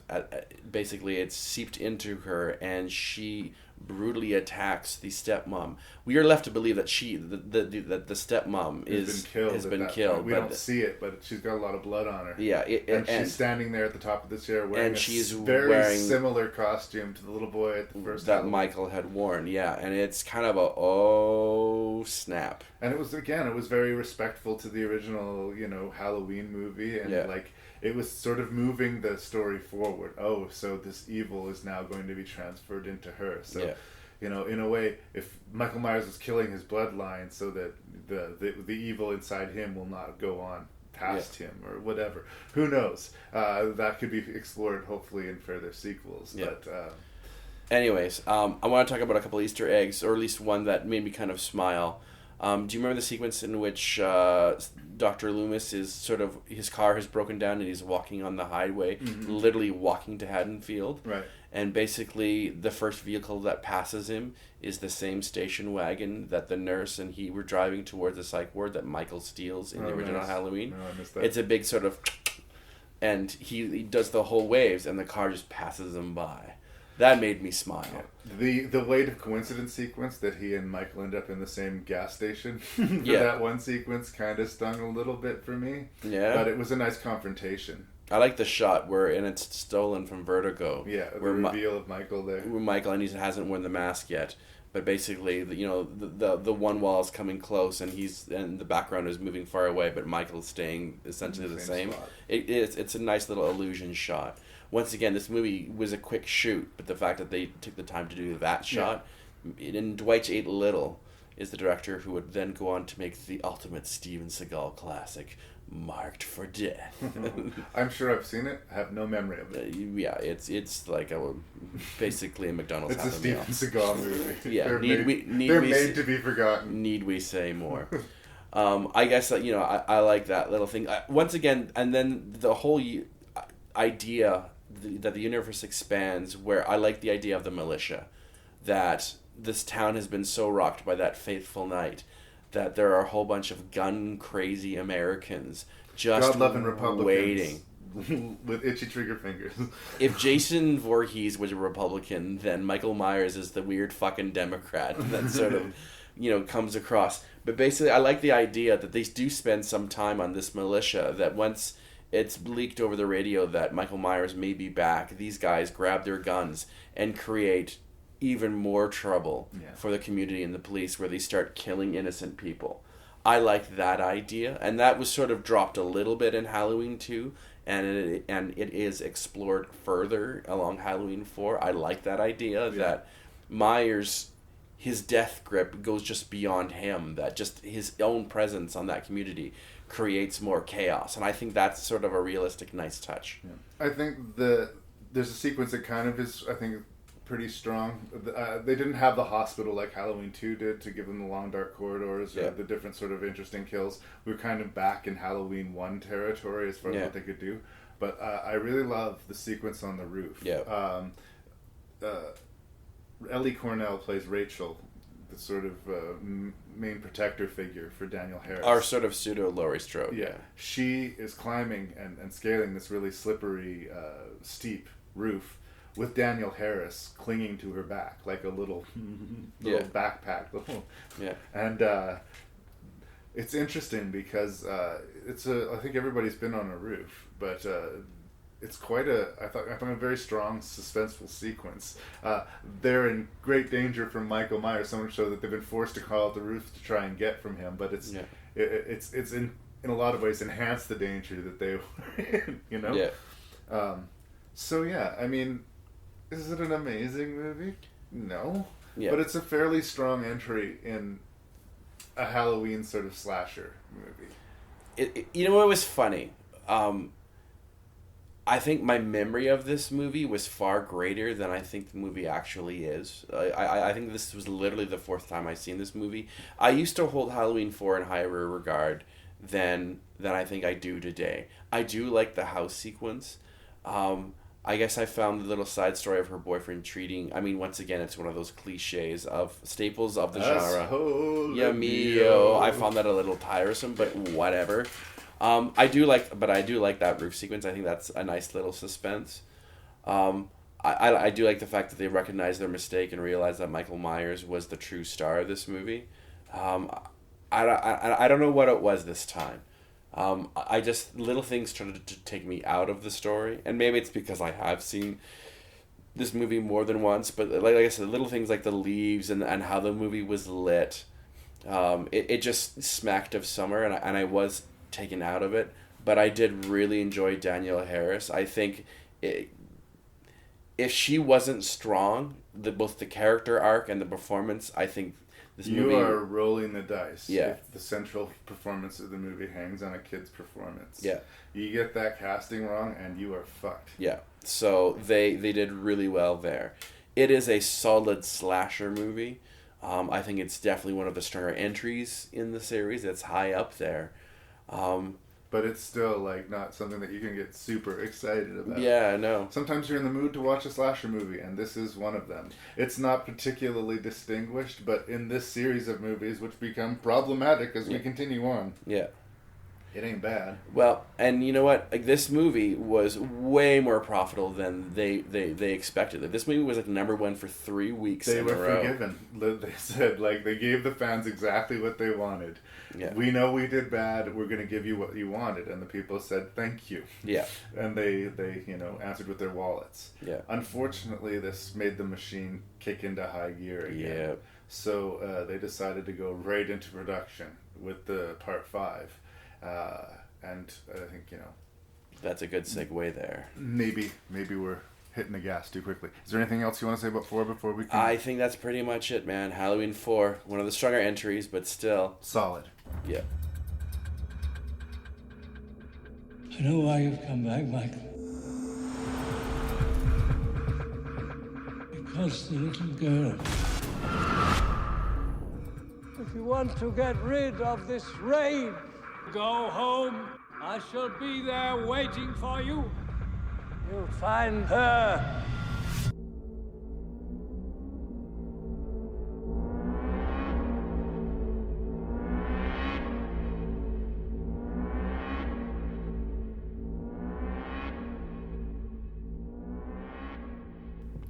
So when we were first doing our introduction, I was talking about how I was finding a pattern watching through these movies again.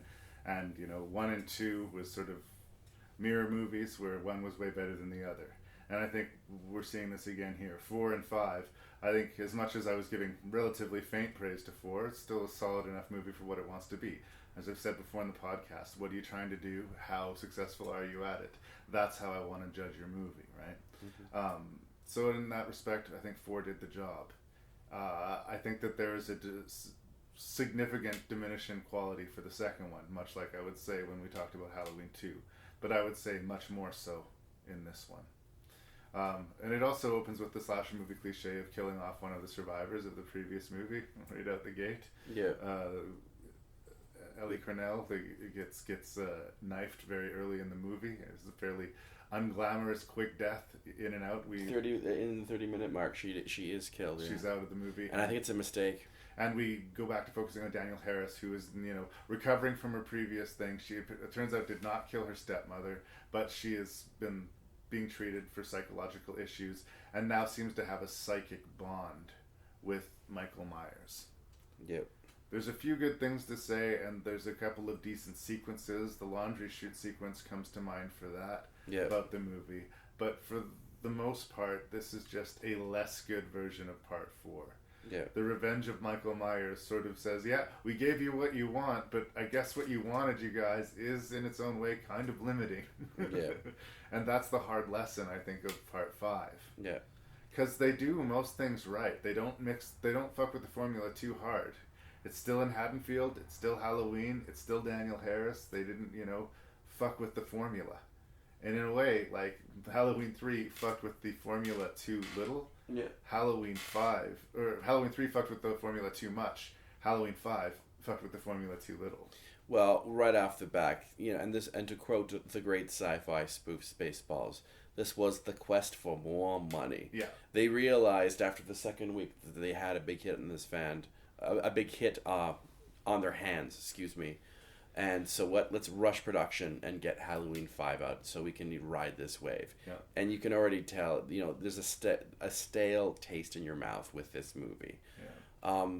They make a couple of mistakes right off the back. And once again, it's sort of stupid decisions. The question I have right off the bat is, okay, so a bum comes across the body of Michael Myers and essentially nurses him back to health. Yeah. Keeps him alive for a year so that he wakes up. Basically back into his little coma sleep, and yeah, sort of like Jason lies dormant for a little while before he gets up and starts killing folk again. At this point, Jason in the series, because we're at 5. Well, he's not even Jason in number 5, Friday the 13th, but he's a zombie, so we can get past the fact that he's comes back from the dead. Where Michael, I guess he's got to be some kind of supernatural being. Like this point. So what? This bum has fed him food and liquids throughout the year? No. I don't know. Yeah. No, doesn't really make sense. Yeah, at all. Like the militia taking him down, him falling down a well, and him exploding him is like definitively killed. Except for he wasn't. He's fine. It's kind of sloppily handled. Yeah. I think that I don't mind slasher movies starting with the big blah. We're gonna kill off a main character from the previous movie, but in a way, it's the expected thing to do now. Yeah. I don't. If you're gonna do that, fine. But I think you're right. I would have waited. I think that if Ellie had another sequence where you could get to the laundry chute, for instance. Yeah. The little girl can fit in the laundry chute. Ellie cannot. So she puts the little girl in the laundry chute, and then she gets fucking killed. Yeah. And that would be super traumatized, super scary. And it would have more impact and would be less expected. Whereas when it happened in this movie, it's like, we haven't had a kill yet, and she's walking around in her empty house. Like, they tried to pull a Psycho, because at that point we've invested in her, where we've had a whole movie to be invested in her. We've got her for the first 20 some minutes where we see her and Jamie Lloyd, and then she dies. The only problem is besides Jamie Lloyd, who is going to be the person that carries you on this journey? And now we meet a bunch of other people who are going to try to protect Jamie Lloyd, who we don't know or care about. They are hyper-sexed, overstimulated. Underactive. And basically we have Wendy Foxworth, who plays Tina, who is utterly annoying in this film. And even she takes one for the team, but she doesn't make it through the film. No. That's who then but when she dies, tried to invest we don't care. Yeah, if it would have been Ellie at that point, I think we would have cared more. Oh yeah, no. So they jumped the gun way too early with her death, and that's one of the mistakes they do with Halloween 5. I think it was inevitable that it was going to boil down to the little girl Loomis and Michael Myers. Yeah. In that way, that character is in the way of the structure of the plot. She has to die. In some respects, but just make it count. Make us care. Here's the question I have for you, because at this point, Dr. Loomis's story arc, he almost becomes a villain in this movie. He's crazy. He's lost his mind by this point, and he is terrible to Daniel Harris. Oh yeah. No, he uses Jamie as bait. Yeah. To capture Michael, but he's clearly shown that he can't handle Michael. That he's a villain in this movie. What makes it work a little bit for me is going back to the final moment of part 4, when he sees that little girl with the butcher knife and blood all over her and no expression on her face, and he starts screaming and screaming like it's in her. No. So he knows that part of Michael is in this girl, and that part of their link is that this evil could go on to her. Yeah. But the way he gets into her face with his burned up crooked visage, it's like telling her there's no way you can hide from this man, like making it so much worse for her. Even when she's safe, he is making sure that she is terrified at all times. She's a child. She's a child. 11 years old. Yeah, she's a child. There's still a chance to maybe save her. It's hard seeing Loomis like this. I mean, I get that his arc at this point, whereas he himself has been burnt somewhat quite badly. Yeah. Was he in a coma? I don't know. Yeah. His whole life has been devoted to this, and yet again, once again, Myers is still around. I guess I could sort of believe the fact that he is driven insane by this, but he's supposed to be our protagonist. So to see him, the choices they gave him in this was a little disappointing. Yeah, it's true, but it's tricky because we're talking about a slasher movie. So a lot of times we'll say like the plot point is kind of sloppy, or why would that person do that? Yeah. And it's like, if you want to pull threads on the screenplay to a slasher movie, almost any of them, Friday the 13th doesn't matter. Yeah. You're going to be able to say there's issues here, right? But stuff bothered me in this. Yeah. The fact he's setting the trap. I'm mitigated. Like I said, absolutely, I'm using this little girl as bait. Yeah. The entire police force is going to surround this house, and we're going to lure Michael Myers here. Yeah. And then, like you said, that the Haddonfield has a ridiculous police force, apparently. Yeah. And then they get one call about an act of violence in the other end of the city. Yeah. And every single cop gets into the car and abandons this little girl in this creepy house on Halloween. Yeah. I mean, I know what kind of movie that we're watching, and that we need to get the police out of the way to have this scene happen. It's lazy. Holy shit. It's lazy script writing. Another thing, and they really started to paint themselves into the corner with this. I know they were trying to expand the universe, but to have even more the supernatural element that Jamie is psychically linked to Michael just seemed like a lazy choice. Okay. And at this point, that motif or theme had been already done to death. Right. So that just seemed sort of lazy at this point. they are dropping gigantic hints. You know, we might as well also talk about the man with the boots and the spurs, and that maybe comes into play in the next movie. Oh, it does. It, Yeah. it is revealed, and that's one of those questions that, even a young Lee was like, okay, who is this person? I did like it, but at the same time, this is when the series really started to paint themselves into a corner and started getting ludicrous. Well, and again, they were doing it at a dead run, and they were like doing it too much the same. But maybe we should add a few too many elements. There's a little bit of too many cooks sort of vibe to it here as well. Yeah. I don't know. I don't know if it would have been a better movie if they weren't in such a big, busy hurry. Yeah.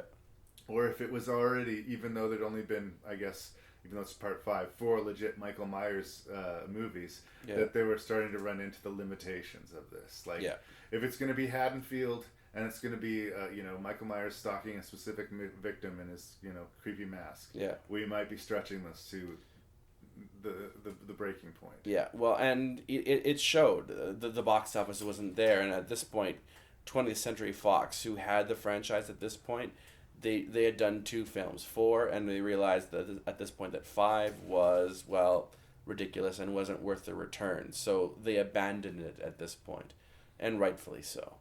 Number 5 is it's not a good movie. It seems long and boring, even though it's not long. It's barely 80 minutes. Yeah. But yeah, Danielle Harris is still there. She's still a really strong actor. Still very charming. Still believe her when she's scared. Oh, and, nothing in the script that she wasn't able to handle deftly, arguably more deftly than a lot of the adults around her. Yeah, it seems rushed. Halloween 4 has the sort of historic dubious thing is this is the first movie that was actually given an X rating. Right. It was then they went back to the MPA. Softened it. They softened it a little bit. Basically, it was the sex scene that was a little too long and a little more, graphic than initiated. But initially, this film was released with an X rating. So, but that's just going to hurt your audience too. Yeah. In the United States, you have an X rating. You can't advertise in TV, and you can't advertise in a lot of newspapers, which at the time was how you could tell what was playing in the cinemas.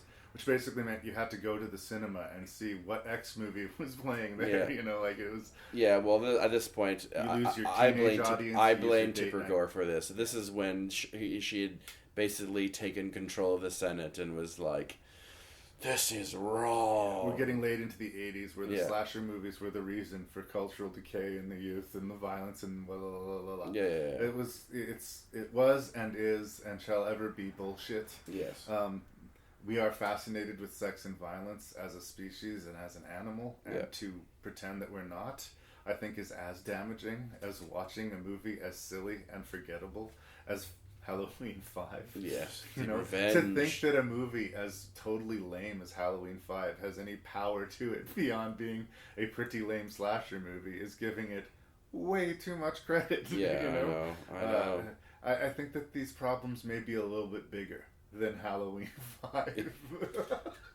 I guess we're also meant to believe, let's talk about the ending for a second, because at this point Michael Myers has been kidnapped, not killed, kidnapped, and he's in prison in a jail cell, just sort of sitting there doing his Michael Myers thing, when the man with the long trench coat that we've seen gotten off the bus earlier goes into the police station, and I'm led to believe slaughters half of the police force. I'm sure Michael, when he's released, probably helped with, but they leave Jamie Lloyd alone? Is that what we're meant to believe? I guess. Yeah. And considering how, fragile and fucked up and, all of the shit that she has gone through. Yeah. No, that does not make sense. Yeah, exactly. Halloween 5 is a big old boring mess. Yeah. It really is. It's yawn, and at this point, fatigue has clearly set in. And it shows that there's almost 10 years until we get the next Halloween film. Unfortunately, things don't get better. Yeah. Help me out here. There's a bit part actor, I want to say, and I cannot remember his name. I was just trying to find it. He plays the police officer who is the one guy who seems sensitive and genuine to her. Is he in 4? Am I confused with 4? Maybe he was in 4. He helps her out the window and then gets stabbed. Oh, that's 5. Deputy Charlie. Yeah, this guy plays Deputy Charlie, Troy Evans. He's a character actor. You've seen a lot of stuff. I remember him in seeing him in The Stand and lots of other things. Has a great Fear and Loathing in Las Vegas. Great cameo in Fear and Loathing Las Vegas. He plays it's one of these small roles that a good actor made a bit of a meal out of. Yeah. Because he is he's protecting the Danielle Harris character, and he takes the time to get to know her and to talk to her and to try to comfort her and let her know that he'll be there for her. And when the danger inevitably comes, he saves her effectively, lets her out the window, and he has the death of the movie that I kind of felt something. I'm like, that's too bad that you died, because you were a nice guy and you did everything right, you know? Yeah. And if the movie had more scenes like that and more actors like that, I think it would be better for it. I just wanted to make mention of him before we moved on. Another thing that doesn't quite work, do you remember the two sort of keystone cops that are throughout this movie? Yeah. Don Ray Sampson plays one of them, and then they are comically ineffective. Yeah, they are. Yeah, they even make the lame joke, we're bad cops, blah, blah. There's some sort of recurring line they say that we're terrible at our job. Don Ray Sampson, who is a character actor, who's had a bit of a career as well as one of the cops, but is mercilessly put out of our misery about the halfway part of this movie. Anyway, I think we've spent way too much time on Halloween 5.